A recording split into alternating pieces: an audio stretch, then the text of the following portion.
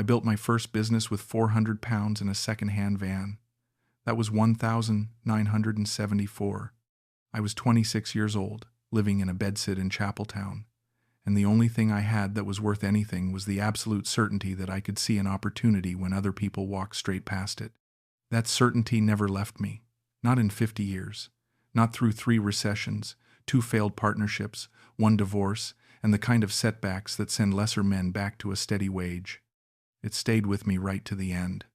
Right up until the moment I sat in a hotel room in Manila and understood, with a clarity that felt like a physical blow, that the certainty I had built my entire life around had been the very thing that destroyed me.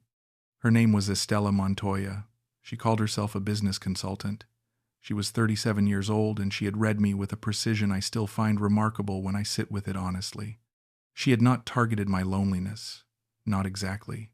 She had targeted something that ran deeper than loneliness. She had targeted my pride. And the pride of a self-made man is a very specific kind of target, large, solid, and almost completely unguarded because the man who carries it has spent his whole life being proved right. She took £186,000 from me. The total, when I converted the dollars she had insisted on and added the various transfer fees, came to just over £186,000, the equivalent of approximately $240,000. Money I had made myself, across 50 years of work, decision, and risk, gone in 11 months. And the worst part, the part that still sits in me like a piece of glass I can feel but cannot reach, is that I walked into it with my eyes open. I thought my eyes were open. I thought I was being careful. I thought my lifetime of experience was protecting me. It was not protecting me. It was pointing me directly at the door she had built and left ajar. I want to tell you how it happened. Not because the telling makes it better, but because I have spent my working life understanding how things go wrong in business. And I have come to believe that understanding the mechanism of a failure is the only honest response to it. Here is how a 75-year-old man who built 5 successful businesses from nothing lost £186,000 to a woman who understood him better than he understood himself. I went to Manila in the autumn of the year before everything happened, not for business, though I had done business in Asia before sourcing, supply chain work, a brief and moderately successful venture, importing furniture from Vietnam in the early 2000s that I had eventually sold for a decent return. I went to Manila because my son Patrick had suggested it, firmly and repeatedly, in the way that adult children suggest things to recently widowed fathers when they are worried about them and do not know what else to suggest. My wife Margaret had died 14 months before my first Manila trip. 41 years we had been married. She had been the administrative spine of everything I built, not in an official capacity, not in a way that ever appeared on any company document, but in the way that a good partner is the spine of everything without ever insisting on credit for it. When she died, I discovered, gradually and with some shock, that the businesses had been manageable without her, but that I had not been. Patrick had researched Manila specifically because he knew I would not be content with a place that had nothing to offer a man of business. He knew me well enough to know that beaches and temples alone would not hold me. Manila was a city of commerce, of energy, of deals being made in hotel lobbies at 6 in the morning and restaurants at midnight, and he thought that energy might reach me in ways that a gentler destination would not. He was right about that, at least. The city reached me. It had the quality that I have always found in certain cities, a productive restlessness, a sense that something was always in motion, always becoming. I liked it immediately. I extended my 3-week trip to 6 weeks without much deliberation. I met Estella at a business networking event. This is the detail I find most significant when I think about what happened, because it means I cannot tell myself I met her in a bar or in some context that my business judgment would have immediately assessed as romantically transactional.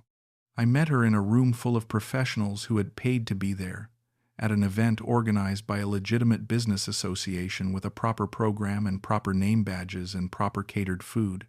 She was standing near the edge of the room in the way that confident people stand at networking events, not eager, not performing, just present and available to whoever was worth talking to. She was wearing a dark blazer and carrying a leather portfolio. She looked like what she said she was. She introduced herself as a business consultant specializing in market entry strategy for foreign companies looking to establish a retail presence in the Philippines. I told her I was a retired entrepreneur from Leeds. She asked what sectors I had worked in. I told her building materials initially, then logistics, then a diversification into commercial property that had been the most profitable period of my career, then a small manufacturing operation I had sold in 2016 before retiring. She listened to all of this with the particular quality of attention that a person gives when they are genuinely processing what they are hearing rather than waiting for a gap to start talking about themselves. "You understand supply chain," she said, not as a question, as an assessment. "I have done nothing else for 50 years, I said. "Then you would understand immediately why the retail distribution problem in this country is so significant," she said, "and why the solution is also significant." That was the beginning. Not of the fraud that came later, structured carefully over months. That was the beginning of the professional conversation that became the personal relationship that became the vehicle for the fraud. And it began the way all my best business relationships had begun, which is with a person who spoke to me as an equal and assumed I could follow a complex argument without having it simplified. That assumption, that specific quality of intellectual respect, has always been the fastest route to my genuine attention. Estella knew that, or she intuited it so precisely that the difference between knowing and intuiting was irrelevant. We talked for 2 hours at that event. We exchanged cards, actual printed cards, which I noticed and registered approvingly as the mark of a person who understood that some gestures of professionalism still carry weight. She emailed me the following morning with a brief summary of the discussion points and a link to a report she had mentioned about retail infrastructure gaps in Metro Manila. The report was real. I looked it up independently and found the same document through a separate search. That verification which I performed because I always verify, because 50 years of business has built the verification habit deep into me, was the first thing that established her credibility in my mind. She had cited something real. The report existed. That means she was trustworthy. I understand now, with the benefit of distance, that this is precisely backwards. The fact that the report was real proved nothing about Estella. It proved only that she understood how to establish credibility with a man who verifies, which is a different and considerably more sophisticated thing. She had given me something verifiable because she knew I would verify it and that the verification would function as a trust-building mechanism. I had verified it, and it had functioned exactly as she intended. My instinct for due diligence had been used as the instrument of my own deception. I find that, of everything about this situation, the hardest thing to sit with. We had coffee twice more during my extended stay. Both times in the lobby of a reputable hotel, neutral ground, professional setting, again the mark of someone who understood how to frame an interaction for the kind of man she was dealing with. The conversation was always partly personal and partly professional, and the balance was calibrated so that neither element overwhelmed the other. She told me she had built her consultancy after leaving a corporate strategy role at a major consumer goods company, that she had 2 clients currently, that her model was boutique and selective because she was not interested in growth for its own sake. She was interested in quality of work. I found all of this credible. It matched the image she presented. And the image she presented was exactly the image that would appeal most to a self-made man who had always distrusted scale for its own sake and prided himself on running tight, quality operations. She was not overtly romantic during those early meetings. This also, I now understand, was strategic. A romantic approach would have engaged a different set of my instincts, the ones that had made me cautious about relationships since Margaret died, the ones Patrick kept gently prodding when he asked whether I was meeting people, the ones that would have had me analyzing the situation through the lens of personal rather than professional assessment. Instead, she engaged the professional instincts, which were the unguarded ones. She appealed to the businessman rather than the widower. The widower had defenses. The businessman, after 50 years of being consistently proved right, had almost none. I returned to Leeds at the end of that trip with her business card in my wallet and a genuine sense that I had found someone in Manila worth maintaining contact with. Not romantically at that point, genuinely not romantically, as a contact, as someone who knew the market I had briefly been interested in and who had the kind of direct, no-nonsense approach to business conversation that I valued and rarely found. We emailed every week or so across the following 2 months, always professionally grounded, always substantive, always with something in it worth reading. The personal dimension emerged gradually across those email exchanges, and the emergence was so gradual and so natural that I cannot identify the precise moment it shifted. At some point, the emails began to contain a personal question at the end. How was I settling back into Leeds? Was I keeping busy? What did I think about a particular news item she had read? At some point, my replies began to contain answers to those questions that were longer than they needed to be. At some point, I began looking forward to the emails with an anticipation that was not entirely professional. None of these transitions announced themselves. They simply accumulated until the situation was different from what it had been, and by the time I noticed the difference was established. I went back to Manila 4 months after my first trip. This time, the stated purpose was professional. Estella had mentioned a specific opportunity she wanted my assessment of, a retail distribution venture she was advising that was looking for an anchor investor, and she wanted my evaluation of the business model before she committed her consultancy's recommendation. She framed it as wanting an experienced outside eye. She said she trusted my judgment. She said it in a way that made the trust feel earned rather than granted, which is the only kind of trust that a self-made man finds credible. The venture she described was a retail distribution network targeting the growing middle-class consumer market in secondary cities outside Metro Manila, Cebu, Davao, Iloilo, Bacolod. The model involved establishing small-format distribution hubs that could supply independent retailers who currently had poor access to quality consumer goods at competitive prices.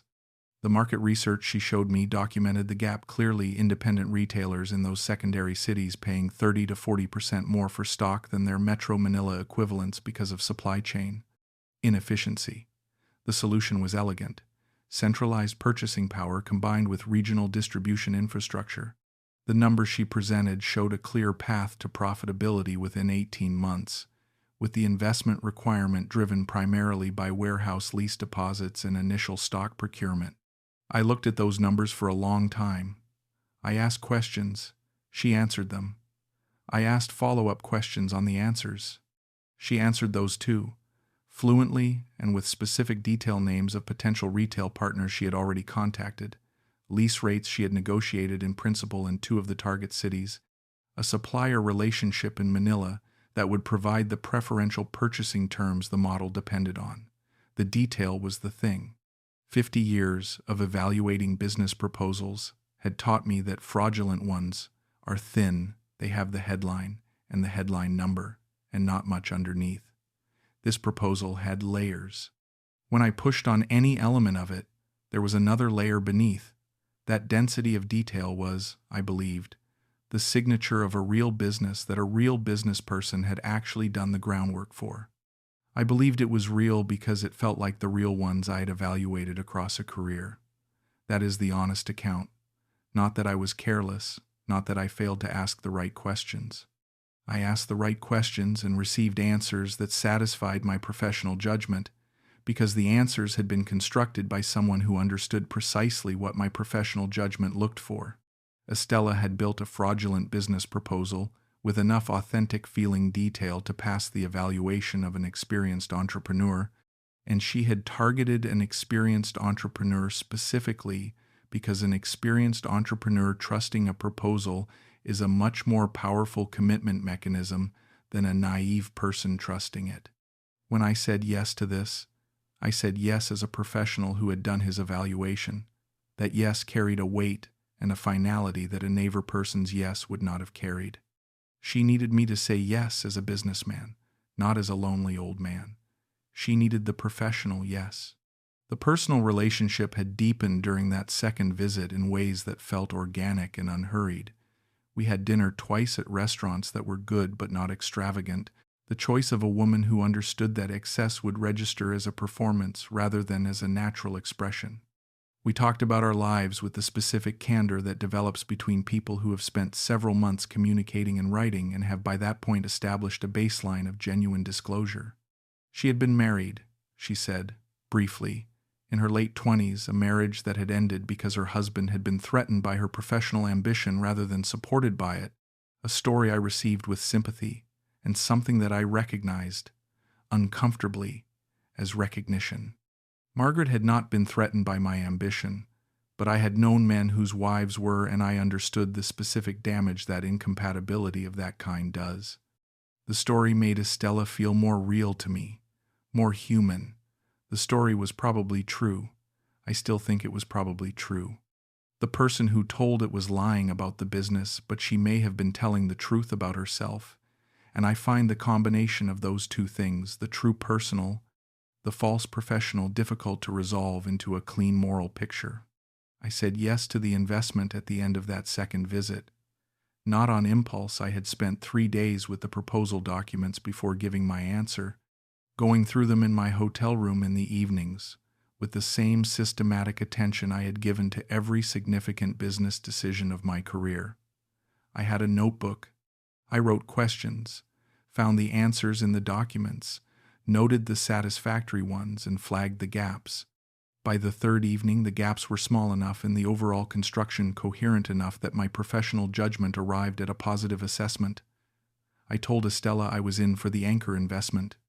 The amount she had quoted was $240,000, which she explained was driven by the lease deposits for the first 3 distribution hubs and the initial stock procurement necessary to demonstrate credibility with the retail partners.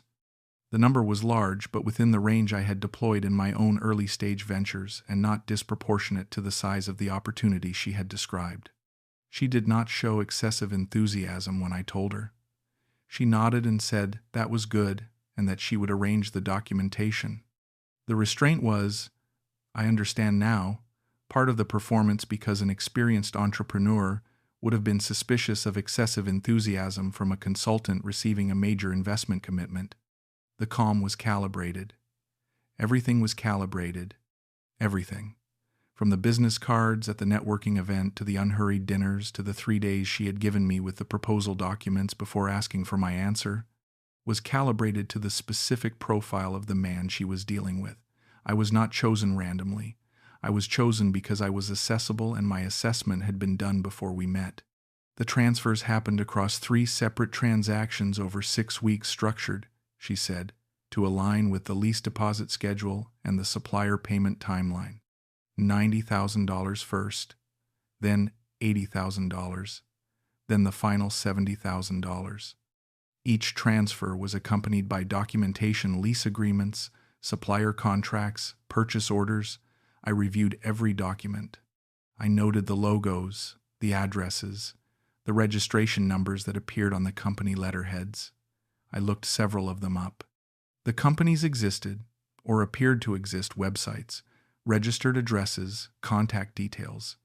All of it was real, or constructed to be real in the ways that I would check. The first sign that something was wrong came 8 weeks after the final transfer. I had been expecting a progress update. Estella had described a timeline of first hub operational within 10 weeks of the final payment, and 10 weeks had passed. I emailed her. She replied 2 days later explaining that the Cebu lease had encountered a delay due to a planning approval process she had not anticipated and that the timeline was shifting by 3 to 4 weeks. The reply was detailed and apologetic and included a forwarded email from a lease agent that appeared to document the delay. I accepted the explanation. Delays in commercial leasing are normal. I had experienced them myself many times. The second sign came 4 weeks after that. Another delay, this time with the supplier relationship, a change in the supplier's payment terms that required renegotiation and had pushed the stock procurement back. Again, the explanation was detailed. Again, there was supporting documentation. Again, I accepted it. Because experienced business people know that early-stage ventures encounter exactly these kinds of complications, and that the ability to manage them is part of what distinguishes successful operations from unsuccessful ones. It was my son Patrick who first said the word I had been refusing to think. He was visiting me in Leeds for a weekend in February. about 7 months after I had made the first transfer, and I told him about the venture over dinner on the Friday evening, not the full amount. I had not told him the full amount, but enough that the shape of it was clear. He listened without interrupting, which is not his natural mode, and when I finished he was quiet for a moment and then he said, "Dad, have you actually verified that any of this infrastructure exists? Not the documents, the actual locations." I told him I had reviewed the documentation thoroughly. He said, "That's not what I asked." I sat with that for longer than I want to admit. Then I said no. I had not visited any of the locations. I had not stood in any warehouse, walked any floor, spoken to any of the retail partners whose names appeared in the proposal. I had evaluated the paper record, and the paper record had been satisfactory. Patrick looked at me across the dinner table with an expression I had last seen on his face when he was 17 and I had made a decision he thought was wrong and did not know how to tell me. He said he thought I should ask to visit one of the hubs.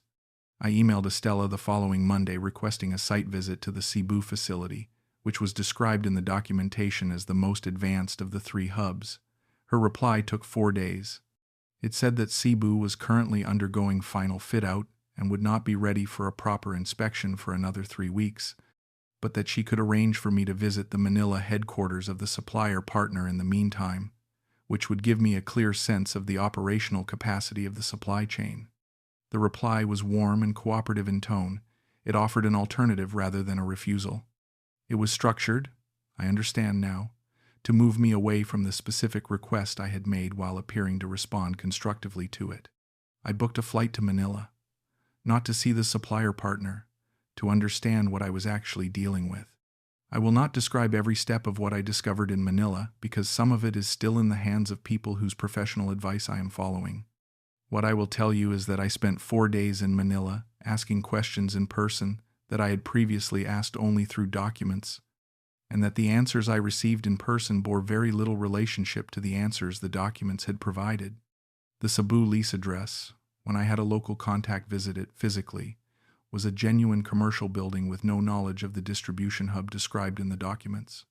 The Manila supplier partner had a website and a registered address, and when I presented at that address, it was a shared office facility, the kind where a company can maintain a professional-looking registered address without occupying actual space. The retail partners whose names appeared in the proposal documents included at least 2, whose representatives, when contacted, had never heard of the distribution venture. Estella stopped answering her phone on the 3rd day of those 4 days. Her email replies became slow and then stopped entirely.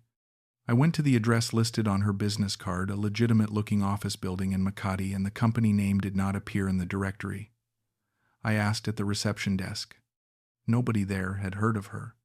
I sat in a coffee shop near that building for about an hour. I ordered something and did not drink it. I thought about 50 years of business. I thought about the first van, the 400 pounds, the Chapeltown bedsit. I thought about Margaret, who had been at my side through every significant decision I had made across 4 decades and who would, I was quite certain, have asked Patrick's question several months earlier than Patrick had asked it. I thought about what it meant to have built everything I had built on the foundation of trusting my own judgment and to have that trust used as the mechanism of my ruin. I did not cry in that coffee shop.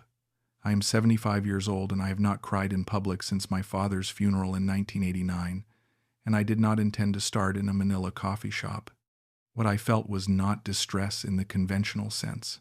What I felt was the specific, very particular sensation of a foundational assumption being removed. Not grief, not rage, a kind of structural shift, as though the floor I had been standing on had quietly lowered by 6 inches, and I had noticed it only when I tried to take a step and found the ground in a different place from where I had expected it. I flew back to Leeds the following day. I did not contact Estella again, except through a solicitor who sent a formal letter to every address I had for her, none of which produced a response. I made a report to the National Crime Agency's fraud reporting mechanism and to the relevant Philippine authorities through a local lawyer in Manila whom the British Embassy helpfully pointed me toward. Neither process produced an outcome I found satisfying, which is to say neither process produced any money or any accountability. The lawyer in Manila was honest with me. Cross-border fraud of this nature, where the principal has disappeared and the supporting infrastructure was constructed to be legally untraceable, is extremely difficult to prosecute effectively. He said this without apology, and I respected him for it, because I have always preferred a frank assessment of a bad situation to a consoling one. Patrick drove up to Leeds the weekend after I got back. He sat at my kitchen table and he did not say "I told you so," which I appreciated more than I told him. He asked what I needed. I told him what I needed was to understand how it had happened in enough detail that I could be certain I understood it. Because the alternative, carrying a large unexplained failure for the rest of my life, was something I was not prepared to do. I have never been prepared to do that. I have had business failures and I have always made myself understand them completely. Because incomplete understanding means incomplete learning, and incomplete learning means you carry the failure forward as a liability rather than converting it into an asset. This failure was different in kind from the business failures I had experienced before, but I was not willing to treat it differently in principle. Patrick helped me think through it systematically over that weekend, the way he used to help me think through business problems when he worked with me briefly in his 20s before finding his own path in architecture. We laid it out. What she had known about me before we met, which must have been significant. She had targeted a specific kind of person at a specific kind of event, which implies prior research. What she had calibrated in the first meetings, the professional presentation, the neutral venue, the cited report that I would verify. What she had understood about my evaluation process, the layered documentation, the detailed answers to follow-up questions, the deal-making timeline that gave me 3 days with the documents before asking for a commitment. What she had exploited about my specific professional psychology, the pride in my own judgment, the certainty derived from 50 years of being more right than wrong, the specific conviction of the self-made man that his instincts are the product of experience rather than the subject of risk. Patrick said, "At the end of that weekend, you were targeted because you were successful. Not despite it. She needed someone whose yes would be certain and final.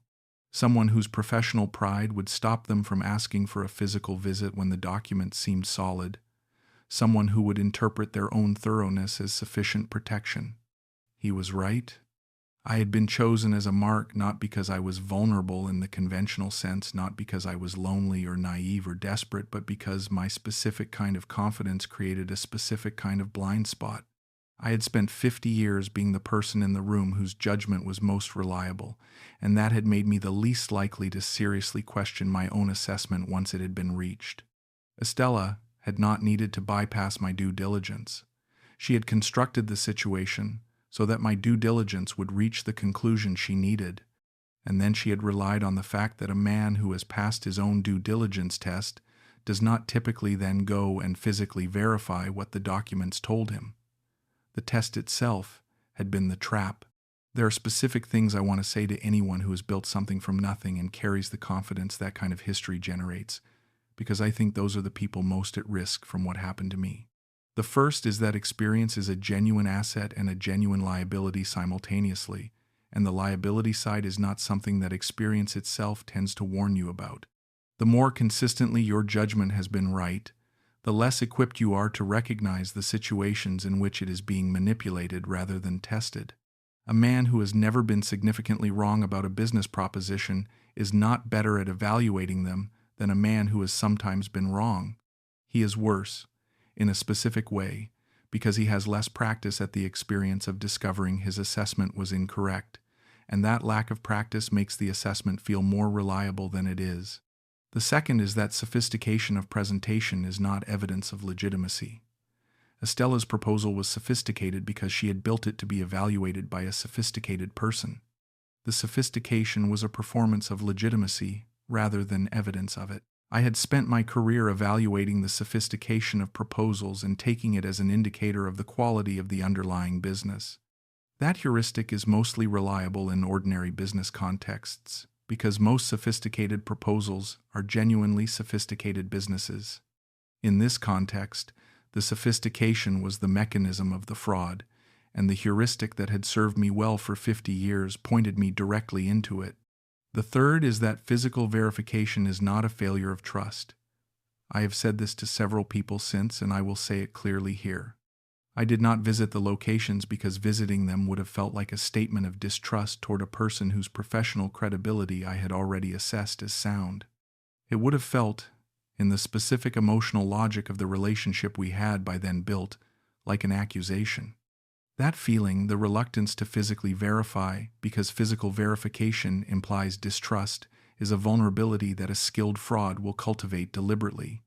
The relationship is built to the point where verification feels inappropriate. I should have visited those locations. I should have insisted on it regardless of how it felt. A business relationship that cannot survive a site visit is not a business relationship. The fourth and final thing is the one I find hardest to say, which is that the personal dimension of the relationship was not incidental to the fraud. It was structural. Estella was not a business contact who happened to also be personally charming. She was a person who understood that a professional relationship with a personal dimension creates a specific kind of commitment that a purely professional relationship does not create, and that the commitment is the thing that suppresses the physical verification instinct, that makes the follow-up questions feel sufficient, that keeps the trust intact past the point where it should have been interrogated. The warmth was real enough to function. I experienced it as genuine because she was skilled enough to make it feel genuine. Whether any part of it was actually genuine, I will never know, and I have come to accept that not knowing is simply the price of the particular experience I had. The money is gone. I am not destitute. I had other assets, other accounts, a pension that is sufficient, and the property in Leeds that I have owned for 30 years and that is worth more than what I lost. The financial damage is real and significant, and has required adjustments that I have made without drama, because I have made financial adjustments before and I know how. The deeper damage, the damage to the image I carried of myself as a man whose judgment could be trusted, has taken longer to process and is not yet fully processed. I do not know whether it will be. I am 75 years old and I have perhaps 15 or 20 years left in which to be a person. And one of the things I am working out is how to be the person who knows what I now know about my own blind spots, without that knowledge undermining the functional confidence that I still need to do anything useful with whatever time I have.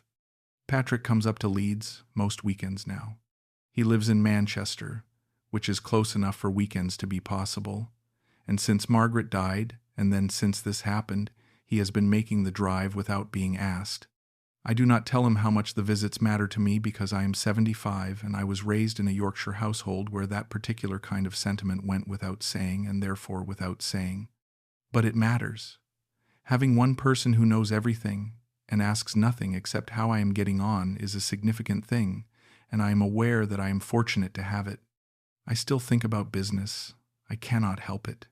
It is the primary language in which I understand the world, and it does not switch off at 75 any more than it switched off at 65 or 55. I see opportunities. I make assessments. I form views about markets and gaps in the match between supply and demand. The difference is that I am now aware, as I was not before, that the assessment process itself can be targeted, that the very thing I am good at can be used as the instrument of my undoing. I am not sure what to do with that awareness except to carry it consciously rather than unconsciously, and to ask in a way I did not ask before what it would look like if the thing in front of me had been constructed to pass my evaluation rather than to deserve it. That question is uncomfortable. It sits against the grain of the self-trust that made 50 years of business possible. But it is the right question, and I am asking it now, and I am asking it too late. And I am asking it anyway because the alternative is to close my eyes to it, and I have never in my life been willing to close my eyes to the truth of a situation simply because the truth was inconvenient. I built my first business with £400 in a second-hand van. I am not the same man who did that. But I am still a man who looks at what is actually there rather than what he wishes were there, and I am going to keep doing that until I cannot do it anymore. That, in the end, is the only honest response to what happened to me. Not revenge, not bitterness, not the closing of the mind that bitterness requires. Just the discipline of clear sight, maintained at cost, for as long as I am capable of it. It is, when I think about it, the same discipline that built everything in the first place. It always was. I want to go back and tell you about the 11 months between my first meeting with Estella and the moment I sat in that Manila coffee shop, because I have described the architecture of it, but I have not described the texture of it, and the texture is what I think about most when the nights are long and Leeds is quiet and I have nothing to do but be honest with myself. The second visit to Manila lasted 3 weeks.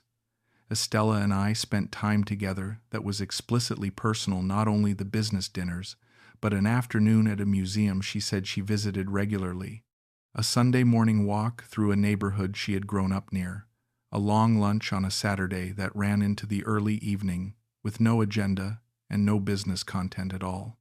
During that long lunch, she talked about her father, who had been a civil engineer and who had built his career through the Marcos era and the Aquino restoration and all the turbulence in between with a steadiness she clearly admired and clearly modeled herself on. She talked about him the way a person talks about a parent who has genuinely shaped them with the specific mixture of admiration and complicated love that does not simplify itself into easy sentiment. I told her about my own father, who had worked 30 years in the same textile factory in Bradford and died believing that security was more important than ambition, and about the specific productive tension that had existed between his worldview and mine from the time I was old enough to understand that I disagreed with it. We talked about what it meant to build something.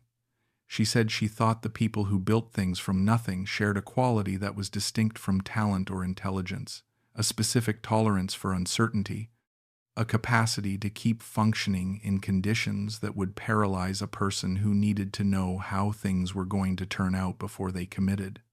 I said I thought that was exactly right and that the tolerance for uncertainty was also a weakness in certain contexts, because people who were comfortable not knowing tended to underweight the value of verification when verification felt like a delay rather than a necessity.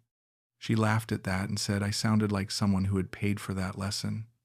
I said I had paid for most of my lessons in business and that was what made them worth paying attention to.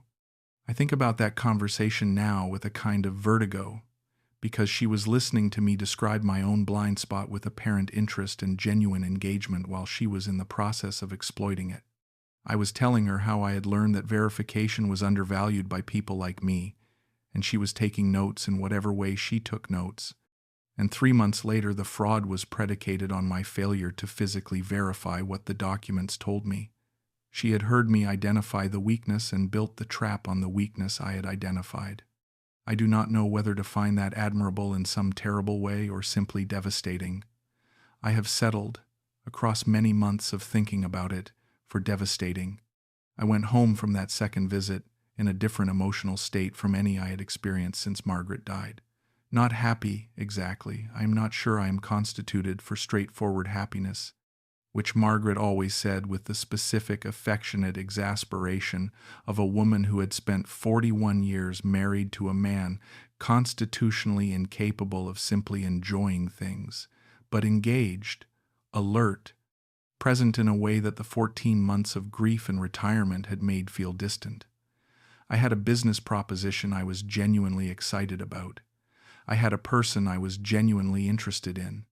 Both of those things, which had been absent from my life for longer than I wanted to admit, were suddenly present, and the combination of them had a quality that I can only describe as feeling like myself again.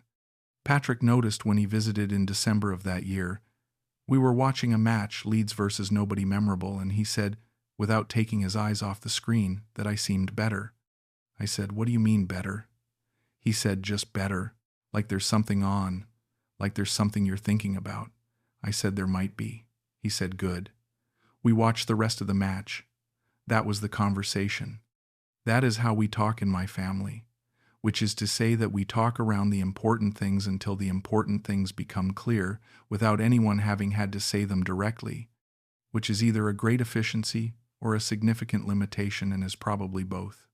I made the first transfer in January. $90,000, converted from sterling at the rate of the day, sent to a corporate account in the Philippines whose documentation I had reviewed and found satisfactory. The transfer itself was processed smoothly, and a confirmation of receipt arrived from Estella within an hour, along with a brief message saying the first lease deposit had been submitted, and she would send confirmation from the leasing agent when it cleared. The confirmation arrived 4 days later. It looked exactly like a confirmation from a leasing agent. It had the correct logo, the correct contact details, the correct formal language of commercial property correspondence. I filed it in the folder I had created for the venture documents and noted that the first stage was proceeding on schedule. The second transfer was in February, $80,000. Same process transfer, receipt confirmation, follow-up documentation from the relevant party confirming the payment had been applied. I reviewed the documentation and filed it and noted that 2 of the 3 planned hubs were now funded to the deposit stage. Between the first and second transfers, Estella and I spoke by video call twice a week. The calls were always partly business and partly personal, and the balance shifted depending on what was happening in each domain. More business when there was something specific to report, more personal in the quieter periods. She asked about my daily life in Leeds. I told her the routine that I had established around the gym in the mornings, the work I was doing with a mentoring organization that connected retired business people with early-stage entrepreneurs, the occasional lunch with former colleagues who were still active and who I found myself listening to differently since retiring, with the specific patience of someone who no longer has a competing agenda. She found the mentoring work interesting. She asked questions about it. She said she thought the transfer of experience from one generation to the next was one of the least well-organized functions in most business cultures. I want to record that those calls were the primary human connection I had across the winter months of that year. Leeds in winter is what Leeds in winter has always been: gray, committed to itself, not interested in any complaints you might have about it. I had Patrick at weekends when he could make the drive. I had the mentoring sessions twice a month. I had former colleagues at irregular intervals. Estella was there twice a week, reliably, interested, substantive, present. I know how that sounds in retrospect. I know how it reads as the setup for what happened. But I want to be honest about the fact that the connection was real in its effects on me, whatever its nature was on her side of it. The winter was less gray for having someone to report it to. That was a real thing. And the fact that it was a cultivated thing does not make it less real in my experience of it. The third transfer was in March, $70,000. The final installment, the one that completed the $240,000 and triggered what Estella described as the next phase, the appointment of the operational management team and the commencement of the fit-out across all 3 hub locations. She said the first hub would be operational by June. She said she was proud of what we had built together and that she was looking forward to showing me something real on my next visit. I booked flights for the end of May. The delays started in April. I have already described them: the Cebu planning approval, the supplier terms renegotiation, and I have already described how I accepted them because early-stage ventures encounter exactly these complications. What I have not described is the change in the quality of the communications that accompanied the delays, because I noticed it and set it aside and did not give it the weight it deserved. The detailed explanations were still detailed. The documentation was still present. But the warmth that had characterized every previous communication was slightly different, slightly more functional, slightly more focused on the business explanation, and slightly less interested in the personal register that had been a consistent element of every exchange. I told myself this was because the operational phase had begun and she was busier. I told myself this was the normal shift from development to delivery that any business relationship goes through. I told myself a lot of things. Patrick's question, "Have you actually verified that any of this exists?" was still 4 months away, and between my own reassurances and Estella's consistent supply of plausible explanations, I kept not asking it. When the delays continued into May, and my booked flights came and went without a confirmed site visit, I did ask. Not the right question, but a version of it I emailed, asking for a clear, revised timeline with specific milestone dates and confirmation that the Cebu hub would be accessible for inspection by a date I specified. Her reply came back quickly, more quickly than the delay-related replies had come, and it offered a new timeline that was specific and detailed and included a proposed visit date that was 6 weeks hence. I accepted it. I told myself I had been assertive and received a satisfactory response. I had been assertive and received a well-constructed reassurance, which is a different thing, and I did not understand the difference until I was sitting in that coffee shop with an untouched drink watching people walk past on the street. The specific moment I understood was when I reached into my jacket pocket for my phone and found the business card she had given me at that networking event, which I had been carrying for 11 months in the inside pocket of the jacket I wore for travel, and looked at the address on it, and knew with the flat certainty of a man whose instincts had finally been allowed to function without the interference of the story. He was telling himself that I would go to that address the following morning and find nothing there. I sat with that certainty. I let it arrive fully, rather than managing it away. Then I put the card back in my pocket and drank the cold coffee and paid and went back to my hotel. I was right about the address. I was right about all of it. And being right about it in that direction, after 11 months of being wrong in the other direction, was the most specific and particular kind of pain I have experienced in a long life that has not been short of specific and particular pains. There is one more thing I want to say, which is about the mentoring work I do with early-stage entrepreneurs, and which I did not stop when this happened and do not intend to stop.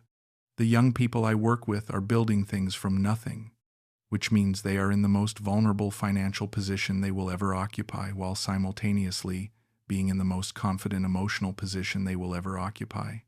Because the early stage of building something from nothing generates a specific and necessary confidence that is somewhat detached from the reality of the situation. That detachment is necessary. Without it, nothing gets built. But it is also the condition under which bad decisions are made and bad actors are most effective. I tell them what happened to me now. Not all of them, and not in every session, but when it is relevant, when I can see in a person the specific quality of confidence that I carried and that Estella identified as her opening. I tell them about the layered documentation and the verification that verified the wrong things. I tell them about the physical visit I did not make. I tell them about the professional relationship with a personal dimension and what that personal dimension does to the verification instinct. I tell them that the due diligence process is only as good as what it is designed to test, and that a person who understands your due diligence process can construct something that passes it without being real. They listen carefully when I tell them this. I think they listen more carefully because it is coming from someone who built 5 businesses over 50 years and lost a significant amount of money at 75. The credibility of the lesson is, in a sense, a function of the scale of the failure. The failure cost me £186,000, and it cost me something harder to quantify, which is the uncomplicated confidence in my own judgment that I will never quite have back. What I got in return, and I am aware of how this sounds, but it is true, is a more accurate and complete understanding of how I think and how that thinking can be targeted and how to ask the questions that go past the documentation to the reality underneath it. That understanding is worth something, not £186,000, but something. And converting a loss into an asset, finding what a failure taught you, and putting that teaching to use is the only response to business failure I have ever been able to respect. It is the response I am making now. It is the only one I know how to make. I built my first business with £400 in a second-hand van. I built the last one from a hotel room in Manila with the phone records and the business card and the clear sight of what had actually happened. It is not the business I intended, but it is mine, and it is honest, and I am going to keep building it for as long as I can. There is something specific I want to say about pride, about the kind of pride that a self-made man carries, and what it does to him in situations like this, because I do not think it is discussed honestly enough, even by people who have experienced what I experienced. The pride I am talking about is not arrogance in the conventional sense. I was not a man who believed he was better than other people. I had a great deal of respect for people who worked hard in whatever direction their capabilities pointed them, including people who had built nothing of the kind I had built, including people who had made choices that had nothing to do with business or achievement in any external sense. I was not contemptuous of failure. I had failed often enough to know that failure is information rather than verdict. The pride I am talking about was something more specific than general arrogance. It was a confidence in my own judgment, in the specific domain of business assessment that was so thoroughly earned across 50 years that it had stopped being assessed itself. It had become an assumed quality, something I carried the way you carry good eyesight, not as something you credit yourself for, but simply as a given capacity that informs everything else. When Estella targeted that confidence, she was not targeting something soft or easily dented. She was targeting something that had been hardened by 50 years of being consistently right, and the hardness that made it reliable was also the hardness that made it resistant to the information that it was being used against me. A softer confidence would have felt the pressure of doubt more readily. A more defended confidence might have built more walls. But this specific kind, earned, tested, assumed rather than performed, sat in me like a piece of solid ground that I was not in the habit of checking because it had always been solid. She found it and she built on it, and I let her build on it because I was not in the habit of checking it. I think about the moment she asked me during that second visit, over the long Saturday lunch, whether I had ever been seriously wrong about a business assessment. I told her yes, twice, and described both situations. The first was a retail venture in the late 1980s that I had assessed as viable and that had failed within 18 months because I had underweighted a competitor who entered the market after I had committed. The second was a partnership in the early 2000s with a man whose personal integrity I had misjudged, which had cost me a relationship and a significant amount of money and 2 years of legal wrangling that I still found unpleasant to remember. She listened to both stories attentively and then said that it sounded as though I had learned the right lessons from both of them, that I had identified the gaps in my process and adjusted. I said yes, I had. She said that was what separated good business people from lucky ones. What she did not say, and what I did not say and was not thinking, was that there is a category of lesson that experience cannot teach you because it requires a failure type you have not yet encountered. I had learned to monitor competitor behavior more carefully after the 1980s failure. I had learned to assess personal integrity differently after the 2000s failure. But I had never encountered a situation in which my own assessment process had been reverse engineered and used against me. That failure type was outside my experience, which meant the lesson it required was outside my preparation, which meant I encountered it at 75 rather than at 45. And the cost was proportionally larger because the stakes at 75 are larger, not in absolute financial terms necessarily, but in the sense that time remaining to rebuild is limited in a way it is not limited at 45. She was listening to me catalog my learning with genuine apparent interest and calculating, in whatever way she calculated such things, that the specific gap in my preparation was exactly the opening she needed. The catalog of learning was simultaneously the inventory of defenses and the map of the gap in those defenses. She asked me to describe my own education in risk management, and I provided it, accurately and in detail. And in doing so, I handed her the information she needed to construct a fraud that would fit precisely through the gap I had described. I do not blame myself for that conversation.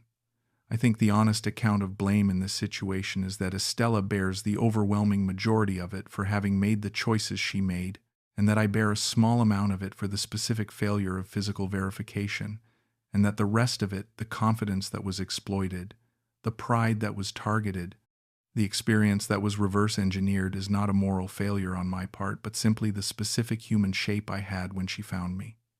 You cannot be blamed for having the shape you have. You can only be asked to understand it more completely than you did before. I understand it more completely now.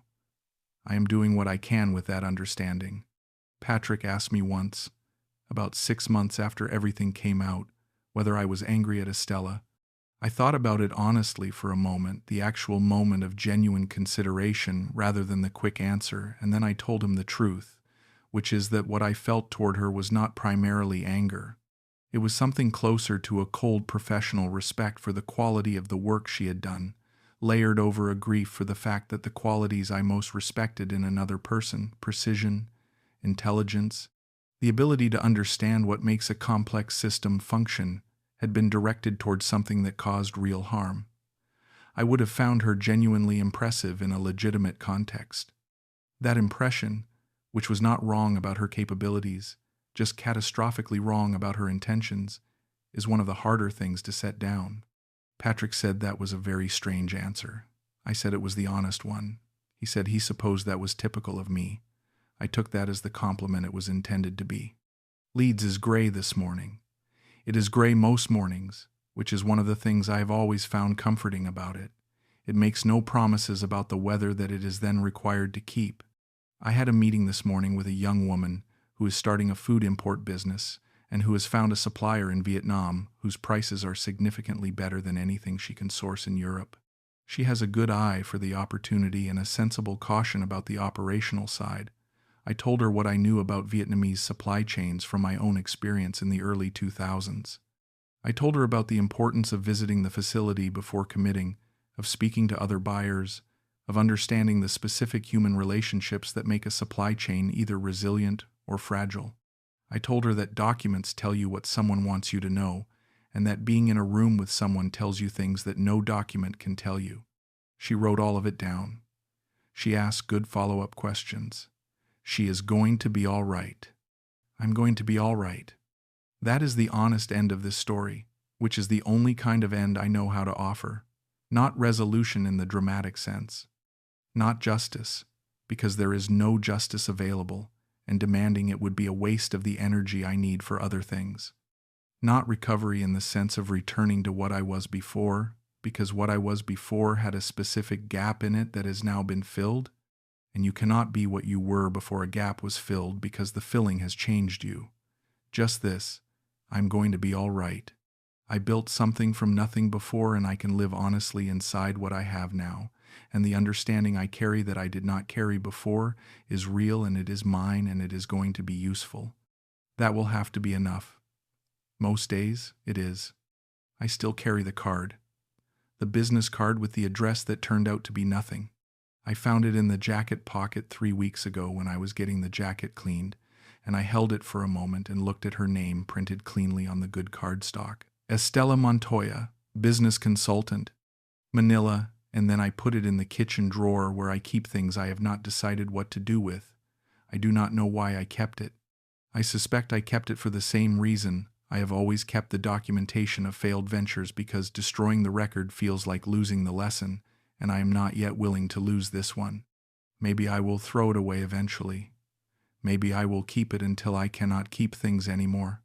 Either way, it is mine now, in the way that everything this experience taught me is mine, earned at a price I would not have chosen to pay, carried with the honesty that is the only response I have ever known how to make to the truth of a situation, mine, and honest, and not going anywhere,